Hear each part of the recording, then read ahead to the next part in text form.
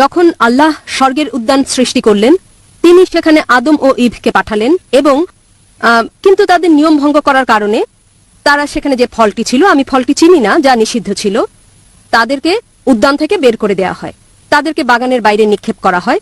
এবং যে কারণে বলা হয়ে থাকে এরকম যে আপনাকে দৈনন্দিন রুজির জন্য কাজ করতে হয়, আপনার কাজ করার প্রয়োজন হয় এবং তাহলেই আপনার দৈনন্দিন রুজি উপার্জন হবে। এরকম এটাও বলা হয় যে নারী তাদের গর্ভধারণে বেদনা বাড়বে। এটা এখন পর্যন্ত একই ঘটনা ঘটছে। আমাদের কঠোর পরিশ্রম করতে হবে, আমাদের সংগ্রাম করতে হবে, দৈনন্দিন রুজির জন্য আমাদের প্রয়োজনীয় সবকিছু করতে হবে। এবং একই জিনিস নারীর ক্ষেত্রেও, যেমন তারা গর্ভধারণে মারা যাচ্ছে, যদি তাদের বেদনা বৃদ্ধি পায়, কেন তাহলে আল্লাহ নিজেই তাদেরকে এত নির্মম কষ্ট দিয়ে যাচ্ছেন? আজ পর্যন্ত তারা একই রকম শাস্তি পাচ্ছে। অন্য মানুষকে ক্ষমা করার একটা দৃষ্টান্ত এটা কিভাবে হতে পারে, যখন আল্লাহ নিজেই ক্ষমা করেননি অথবা আমাকে সঠিক পথে চালাননি? আসসালামু আলাইকুম ওয়া রাহমাতুল্লাহ। প্রিয় দর্শক শ্রোতা, আশা করি সকলে ভালো আছেন, আলহামদুলিল্লাহ। প্রিয় দর্শক শ্রোতা, ডক্টর জাকির নায়েক স্যারকে একজন প্রশ্ন করেছেন যে নারীরা যখন গর্ভধারণ করে তাদেরকে এমন সময় আল্লাহ রাব্বুল আলামিন এত কষ্ট দেন কেন? প্রিয় দর্শক শ্রোতা, এমন প্রশ্ন ডক্টর জাকির নায়েক স্যারকে করা হয়েছে। জবাবে ডক্টর জাকির নায়েক স্যার কোরআন হাদিস অনুযায়ী এত সুন্দর উত্তর দিয়েছেন, মাশা আল্লাহ, আলহামদুলিল্লাহ। প্রিয় দর্শক শ্রোতা, আপনারা উত্তরটা শুনে অবাক হবেন। চলুন আর কথা না বাড়িয়ে একটি লাইক দিয়ে আমরা সম্পূর্ণ লেকচারটি শুনে আসি। যে যদি আপনি এই শেষ প্রশ্নের জবাব দেন, তিনি শাহাদা পাঠ করবেন। প্রশ্ন করুন।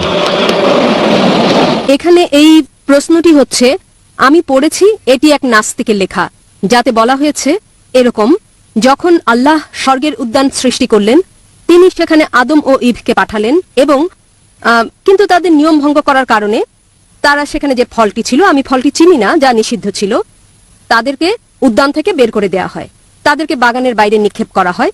এবং যে কারণে বলা হয়ে থাকে এরকম যে আপনাকে দৈনন্দিন রুজির জন্য কাজ করতে হয়, আপনার কাজ করার প্রয়োজন হয় এবং তাহলেই আপনার দৈনন্দিন রুজি উপার্জন হবে।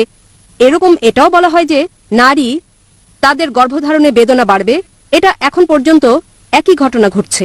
আমাদের কঠোর পরিশ্রম করতে হবে, আমাদের সংগ্রাম করতে হবে, দৈনন্দিন রুজির জন্য আমাদের প্রয়োজনীয় সবকিছু করতে হবে।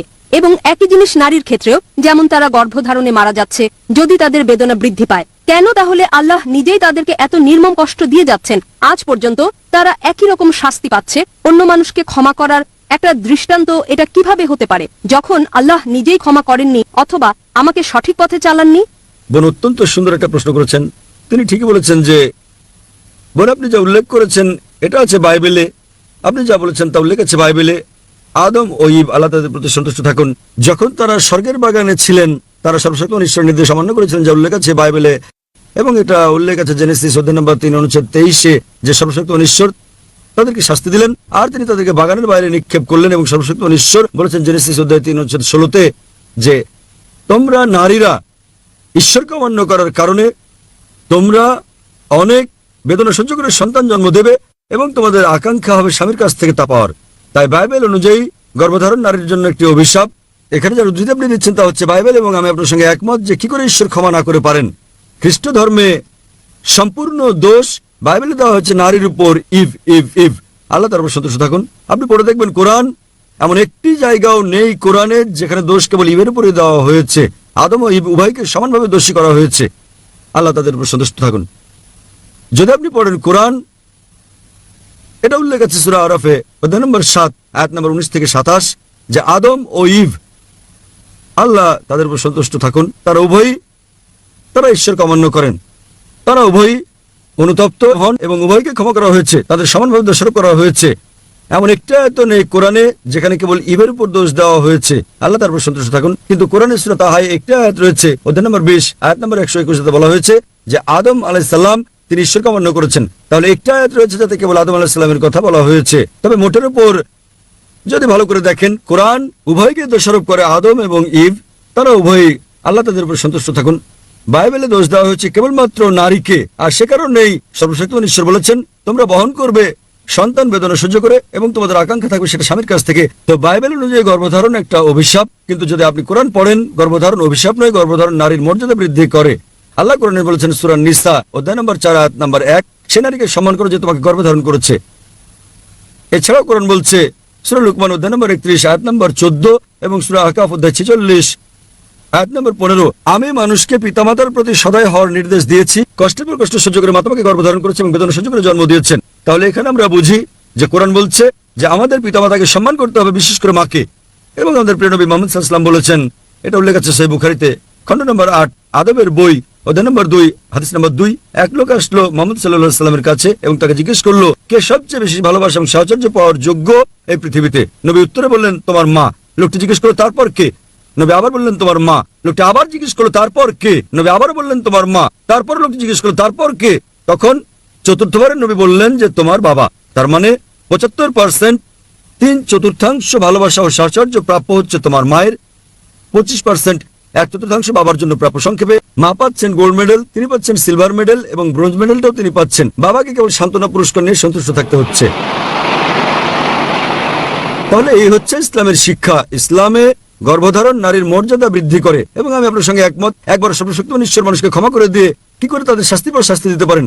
তাহলে এই হচ্ছে ইসলাম ও খ্রিস্ট ধর্মের মধ্যে পার্থক্য। বোন, আপনি কি এই উত্তরে সন্তুষ্ট? হ্যাঁ, অবশ্যই। তাহলে আপনি কি এখন ইসলাম গ্রহণ করতে চান? হ্যাঁ, আপনি কি বিশ্বাস করেন ঈশ্বর হচ্ছেন একজন? হ্যাঁ বিশ্বাস করি। আপনি কি বিশ্বাস করেন যীশু খ্রিস্ট হলেন ঈশ্বর? না। আপনি কি বিশ্বাস করেন নবী মুহাম্মদ সাল্লাল্লাহু আলাইহি সাল্লাম সর্বশেষ ও চূড়ান্ত পয়গম্বর? হ্যাঁ করি। কেউ কি আপনাকে ইসলাম ধর্ম গ্রহণ করতে বাধ্য করছে? না। আপনি স্বেচ্ছায় গ্রহণ করছেন ইসলাম? হ্যাঁ। নিজের মতে ইসলাম গ্রহণ করছেন আপনি? হ্যাঁ। কেউ আপনাকে ঘুষ টুস দিচ্ছে? না। ইনশাআল্লাহ আমি আরবিতে বলবো, আপনি আমার শুনে শুনে বলবেন। ওকে। আশহাদু আশহাদু আল্লাহ আল্লাহ ইলাহা ইলাহা ইল্লাল্লাহ ইল্লাল্লাহ ওয়া আশহাদু ওয়া আশহাদু আন্না আন্না মুহাম্মাদান মুহাম্মাদান আবদুহু আবদুহু ওয়া রাসূলুহু। ওয়া রাসূলুহু। আমি সাক্ষ্য দিচ্ছি, আমি সাক্ষ্য দিচ্ছি আমি সাক্ষ্য দিচ্ছি যে কোনো উপাস্য নেই কোনো উপাস্য নেই আল্লাহ ছাড়া।